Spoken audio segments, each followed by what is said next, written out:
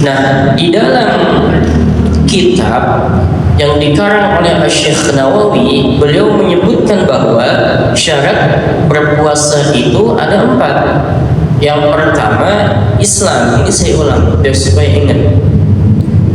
Orang yang kafir, baik dia kafirnya kafir asli itu dari lahir, ataupun dia kafir murtad yang keluar dari Islam, sah atau tidak jika dia melakukan puasa? Tidak, karena syarat puasa yang pertama adalah Islam. Kenapa? Sebab kesahan puasa harus didasari dengan niat, sedangkan orang kafir tidak berniat, makanya puasanya tidak sah. 1, syaratnya adalah niat. Yang kedua, itu tadi Islam, syarat pertama itu ijma, semua 4 mazhab ngomong bahwa syarat orang berpuasa harus Islam. Yang kedua, syaratnya adalah berakal. Syarat berpuasa yang kedua berakal. Maksud dari berakal adalah tamyiz. Tamyiz itu bisa membedakan antara yang baik dan juga yang buruk. Dan dalam sebuah catatan bahwa tamyiz itu anak sudah mandiri, dia bisa mandi sendiri, dia bisa makan sendiri, bisa minum sendiri, bisa ngapa-ngapain, cebok sendiri. Itu disebut dengan tamyiz. Masuk ke dalam kategori berakal, sebab dia udah paham. Umpama ada anak umur 7 tahun, ketika ada anak umur 7 tahun udah kayak begitu tuh, cebok bisa sendiri, ngapa-ngapain sendiri, sah atau tidak puasanya? Sah atau tidak? Hah? Anak umur 7 tahun udah mandiri, kemudian dia berpuasa dari pagi sampai maghrib, sah atau tidak puasanya? Sah, karena dia sudah tamyiz. Ada anak umur 3 tahun, anak umur 3 tahun dia nggak makan dari pagi sampai maghrib, sah atau tidak puasanya? Anak umur 3 tahun nggak makan dan dia puasa, dia nggak makan dari pagi sampai maghrib, anak umur 3 tahun, sah atau tidak puasanya? tidak. Kenapa tidak? Karena dia belum tamyiz, belum bisa membedakan mana yang baik dan buruk. Anak umur 7 tahun tadi ketika dia berpuasa, pahalanya buat siapa? Apakah buat anak itu atau buat siapa? Buat orang tuanya. Kenapa buat orang tuanya? Karena dia belum balik, tapi dia sudah tamyiz. Balik bagi seorang laki-laki umur 15. Untuk perempuan umur 15 atau umur 9 tahun ketika dia sudah haid, sudah menstruasi, itu ukuran balik. Walaupun itu tadi anak umur 3 tahun dia nggak makan dari pagi sampai maghrib, maka dia tidak sah puasanya karena dia belum tamyiz. Lantas bagaimana untuk umur segitu? Latihan puasa dari pagi buka zohor, itu namanya puasa apa enggak tuh? Nah, namanya latihan puasa. Nggak ada puasa sampai johor. Awawan misalkan saya lagi latihan puasa sampai johor, itu nggak ada, sebab sudah udah balik lagi. Bolak-balik. Udah bolak-balik udah. Berbalik lagi bolak. Udah putar balik udah. Nah, anak yang umur 7 tahun ini untuk orang tua wajib untuk menyuruhnya berpuasa. Jadi nyuruhnya aja itu hukumnya wajib. Kalau itu anak dijamin aja tuh nggak puasa, kita nggak nyuruh, maka kita dapat dosa 2. Pertama, dosa kita nggak nyuruh. Kedua, dosa nanggung anak itu nggak puasa. Jadi kalau anak udah umur 7 tahun, maka nyuruhnya aja hukumnya wajib. Walaupun dia lewat iming-iming, kalau kamu puasa nanti bapak kasih uang misalkan 50.000 gitu, itu nggak jadi masalah. Umur 7 tahun, tapi tidak dipukul kalau misalkan dia tidak berpuasa. Beda sama anak yang umur 10 tahun. Ada anak umur 10 tahun kemudian dia tidak mau berpuasa, maka nyuruhnya hukumnya wajib. Dan kata Nabi, wadribuhu 'alaiha li ashrin, pukul anak itu, bahasa kita mah disentil dah, disentil, disabet, dikepuk, nah beda begitu ketika umur 10, bukan umur tuh. Jadi ketika anak sudah umur 10 tahun nyuruhnya wajib, ngegebuknya juga dapat pahala, nyentilnya juga dapat. Kalau itu orang tua enggak nyentil, enggak dapat ganjaran pahala. Siapa yang masuk neraka? Orang tua. Maka Nabi bilang, muru auladakum bis-salati li sab'in wadribuhu 'alaiha li 'ashrin. Suruh anak kalau udah umur 7 tahun buat salat, dan pukul kalau dia nggak mau salat ketika usianya sudah 10 tahun. Hikmahnya apa? Supaya anak itu nanti tidak semena-mena meninggalkan kewajiban sholat. Nanti orang tua ada kewajiban lagi ketika anak udah umur 15 tahun, dan ini tidak pernah disampaikan, padahal ini hukumnya wajib. Apa itu? Kewajiban melaksanakan az-zam'am. Az-zam'am itu adalah kewajiban bagi orang tua untuk menyampaikan kepada anaknya ketika anaknya sudah masuk usia balik, umur 15 tahun. Umpama dulu anaknya itu lahir ba'da asar, maka ketika dia masuk usia 15 tahun ba'da asar itu hitungan hijriyah, maka orang tua wajib panggil anaknya, kemudian melaksanakan azam. Saya udah contohkan waktu ketika kemudian umur 15 tahun dipanggil sama bapak saya, ikutin bapak. Asyhadu an la ilaha illallah wa asyhadu anna Muhammadar Rasulullah. Raditu billahi rabban wa bil Islam dinan wa bi Muhammadin nabiyyan wa rasulah. Ya Allah, pada hari ini aku berazam kepada Engkau untuk menjalankan semua kewajiban yang Engkau perintahkan dan meninggalkan segala larangan yang telah Engkau larang kepada aku. Allahumma wafiqni kama wafaqta ibadak as-salihin. Begitu orang tua tentunya.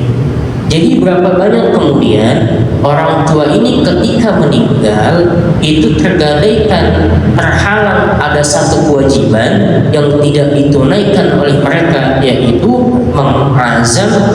mengazamkan anaknya di usia 15. Boleh tidak kemudian ketika kita sekarang memberitahu? Boleh, kata Imam Nawawi. Wa yasihu liman fatahu zalik kakasir minan nas, dan sah hukumnya kalau kita ngelakuin sekarang. Pertama, karena kita belum tahu. Yang kedua, bisa jadi karena kita lupa, sebagaimana kebanyakan orang lain. Kalau bapak udah tunaikan, alhamdulillah. Kalau belum, segera tunaikan supaya nanti ketika wafat tidak ada penghalang, karena ada kewajiban terhadap anak yang belum ditunaikan. Silakan cek kitabnya, di dalam kitab Riyadul Badiah dijelaskan bahwa ada yang namanya az-zam'am, kewajiban seorang muslim yang harus ditunaikan kepada anaknya ketika usianya sudah mencapai usia balik. Begitu. Lantas kemudian bagaimana nih? Ada orang gila berakal atau tidak? Tidak. Sah atau tidak puasanya? Tidak sah, walaupun dia nggak makan dari pagi sampai maghrib. Ada orang ayan tahu. Nah, bagaimana hukum bagi orang yang ayan? Apakah sah puasanya atau tidak? Untuk orang yang ayan, kalau ayan ini dilihat dulu. Kalau dia ayatnya enggak sepanjang waktu puasa, enggak sepanjang hari, enggak sampai maghrib, maka ketika dia sadar, puasanya dilanjutin aja. Puasanya tetap sah, asalkan dia ada akalnya. Kalau dia sadar tapi dia enggak ada akalnya, biasa. Dia harus ada akal. Pingsan, ada orang pingsan. Bagaimana orang pingsan ini? Sah atau tidak puasanya? Ya. Orang pingsan. Pingsan gak ingat apa-apa tuh. Gak sadar. Iya, jadi sah atau tidak? Gak sadar. Sama kayak ayat yang tadi. Kalau dia sadarnya sebelum maghrib, maka dia masih sah puasanya. Tapi kalau dia sadarnya udah lewat dari maghrib, maka tidak sah. Jadi patokan, karena syarat yang kedua ini adalah berakal, yang dimaksud adalah tamyiz dan mandiri, maka dilihat dulu inti pada pokok syarat yang kedua ini adalah patokannya tamyiz dan juga mandiri. Ada orang tidur habis sahur tidur, sudah tidur sampai maghrib, bangun maghrib, bangun isya dah begitu. Sah atau enggak puasanya? Sah puasanya. Hah? Sah. Bagaimana ya? Habis subuh dia tidur, bangun maghrib, pas buka. Sah atau enggak? Sah. Jolin. Sah jolin. Emang ada yang begitu? Kuat. Dulu. Memang orangnya. Dulu. Bagaimana kalau orang begini nih? Sah, sebab orang tidur itu ada akalnya masih. Kata Nabi, orang yang tidur itu masih dikategorikan masih punya akal. Kenapa? Nabi SAW bersabda, "Rufi'al qalamu an salasatin." Diangkat kolam itu kepada 3 jenis manusia ini. Pertama, an-naimu hatta yastayqizu, orang yang tidur sampai dia bangun.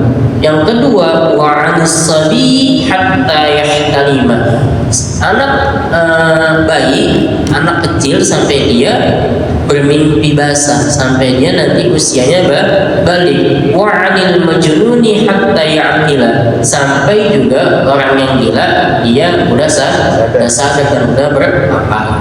Orang yang tidur itu dihukumi oleh agama dia masih punya akal, sehingga ketika dia tidur diangkat kolamnya oleh Allah. Maka orang yang tidur walaupun dia tidurnya di subuh, bangunnya maghrib, dia puasanya tetap sah.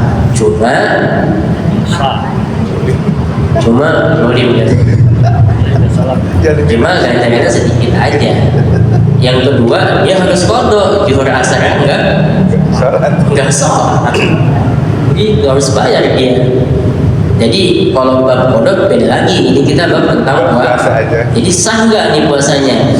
Sah. Walaupun dia tidur. Ada yang mau praktekin?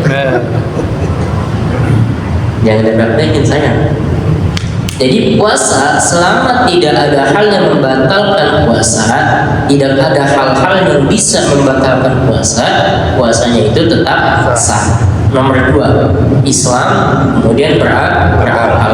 Ketiga, syarat berpuasa suci dari haid dan juga nifas. Ada perempuan dari pagi jam 5:30 dia kemudian haid, sah atau enggak puasanya? Batal, tidak sah, nanggung banget. Ya udah, emang takdirnya begitu dia.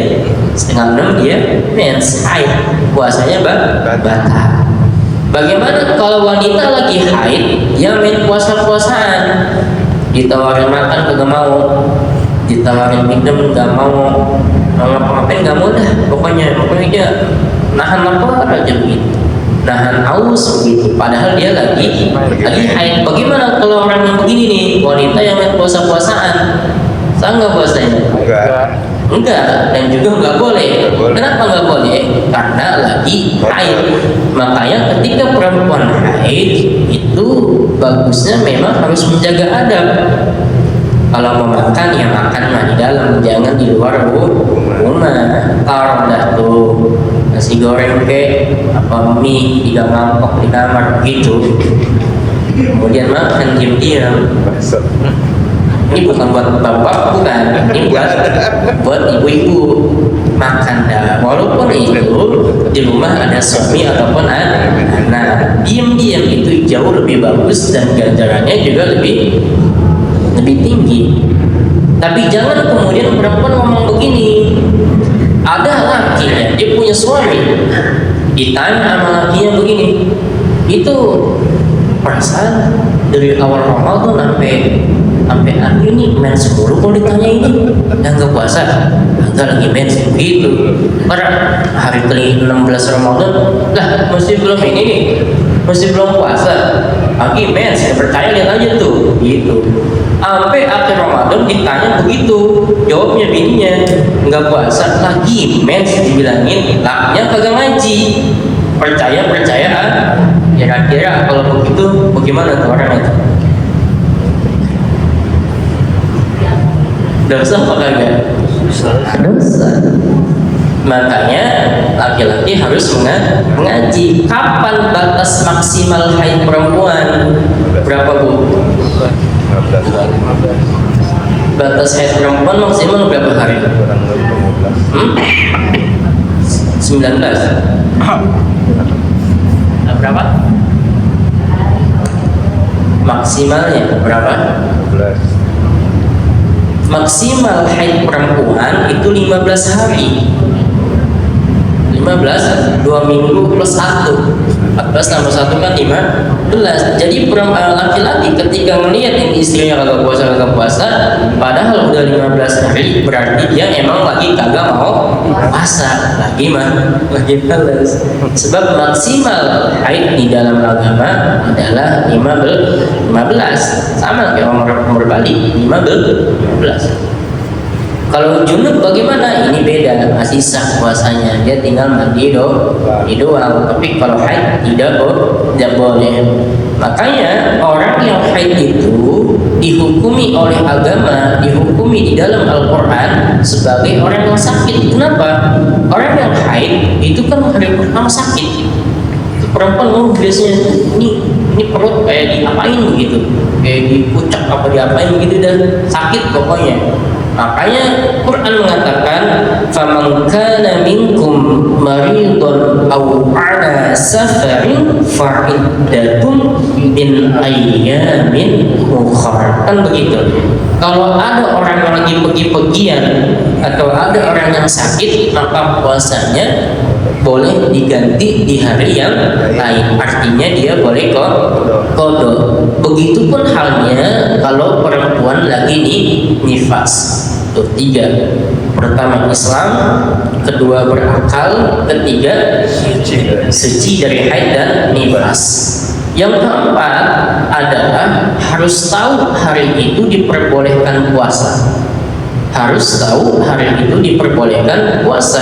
Sebab ada hari yang diharamkan puasa. Jadi puasa beda hukumnya. Yang pertama wajib. Apa wajib? Contohnya puasa Ramadan, puasa nazar, puasa kifarat suami istri jima di siang hari.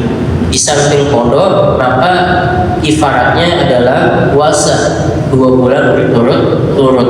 Umpama misalkan dia udah sampai ke 50 hari puasanya, 51-nya dia nggak puasa lagi 52, maka dia harus ulang lagi dari awal, nggak boleh lanjutin, sebab dia harus berpuasa 2 bulan secara terus-menerus, kecuali malam. Kalau malam memang Al-Quran mengatakan bahwa boleh. Uhilla lakum lailatus siyam ar-rafas ila nisaikum. Dihalalkan bagi kalian suami istri untuk berjima bersetubuh di malam hari ketika puasa. Itu wajib. Ada puasa yang haram. Kapan? Pertama puasa Idul Fitri. Kedua puasa ketika hari raya Idul Adha.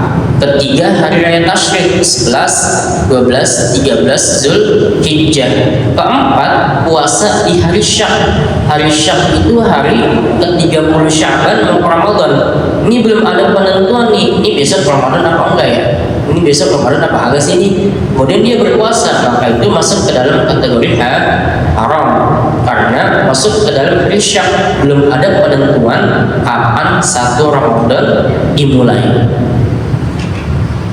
Mana lagi puasa 16 Sya'ban sampai 30 Sya'ban. Orang yang dia tidak biasa berpuasa, kemudian dia baru mulai puasa dari tanggal 16 Sya'ban, maka puasanya haram, bukan sunnah. Puasanya jadi haram. Maka yang kenapa ada nisfu Sya'ban di tanggal malam 15, kalau ada orang yang puasa di tanggal 15-nya sebelum tanggal 16, maka di tanggal 16, 17 terus sampai 30 dia boleh berpuasa kalau di 15-nya dia puasa. Tapi kalau di 15-nya dia nggak puasa, dia puasanya mulai dari 16 dan dia bukan termasuk orang yang sering puasa, maka puasanya jadi haram. Makanya capnya begitu Sya'ban malam 15 itu kan kumpul tuh kan masjid 15 sampai besoknya puasa terus puasa sampai akhir bulan Sya'ban, dilanjutin Ramadan sebulan, dilanjutin lagi sama bulan Syawal 6 hari tuh kalau capek. Jadi bukan kita sekarang puasa nih sebelum 15 kita nggak puasa, itu nggak boleh, jatuhnya haram gitu. Idul Fitri, kalau Idul Fitri itu ntar kita sunnah makan sebelum berangkat sholat. Disunnahkan. Idul Fitri artinya kembali makan. Di Arab itu kembali makan nggak heboh kayak kita, kayak Jumatan aja udah. Namanya kembali makan, habis subuh dia makan, maka sunnah ketika Idul Fitri. Tapi ketika Idul Adha disunnahkannya setelah pelaksanaan sholat Idul Adha tuh, Idul Adha. Idul Adha disunnahkannya pelaksanaan makannya setelah sholat Idul Adha.